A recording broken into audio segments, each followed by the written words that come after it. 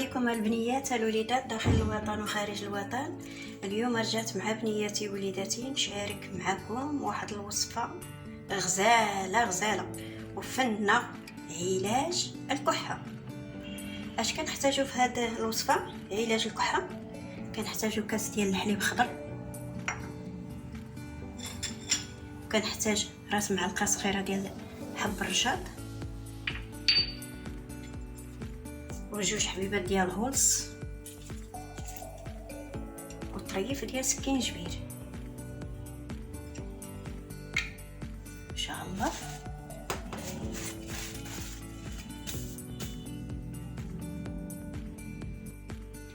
غادي نحك هاد الطريف ديال السكينجبير بعد ما قشرته،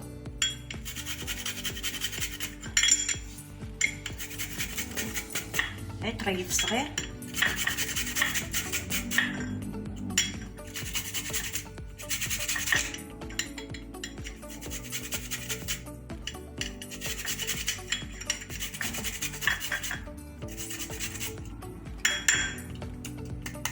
صافي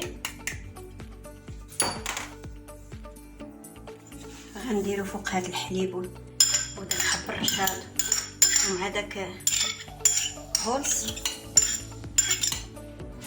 وغادي نخوي فيه هذا الكاس ديال الحليب،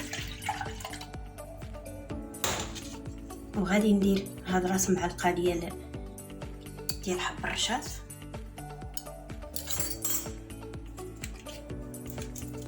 هاد جوج حبيبات ديال الهولس،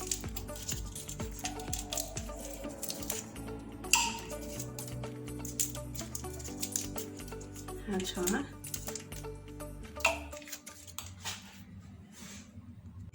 ما بين يطلع الحليب يفيض الحليب ونطفي عليه ونرجع معاكم. البنيات ها هو كي كيغلي، ها هو طالع دابا، غير يطلع شويه وغادي نطفي عليه. هانتوما البنيات بعد ما فاض لينا الحليب مع داك هولس مع سكينجبير مع حب الرشاد، هانتوما ولايني ما تشربوا هاد الحليب هذا وهاد السكينجبير وهاد الهولس تدخلوا في الفراش. منين تدخلوا في الفراش خصكم ما تخرجوش منه، نعسوا حتى الصباح، تلووا وتشربوه وتلويو عليكم واحد الشان يكون سخون، وتغموا تحت الكاشه المانطه. وحتى لما عندكم داك السكينجبير الخضر تقدروا ديروا هذا ديال الطياب. هو لا جيتي للحقيقه من الافضل هاد السكينجبير الخضر.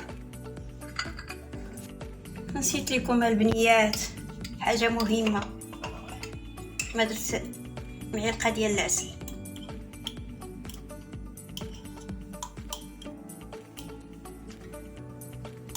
ها هي معلقه ديال العسل، هذه عندي العسل الحر، وإلا ما عندك العسل الحر ديرو تكفى غير بالخرق عاديه. ها راه دغيا كتذوب مع هو راه باقي سخون.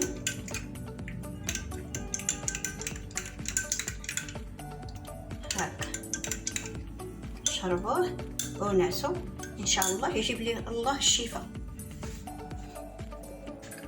والله يشافيكم ويعافيكم ويشافي كل واحد يا ربي، ويعطيه صحيحته ويعطيه ما كيتمنى في خاطره، وخليت البنياتي راحة البال.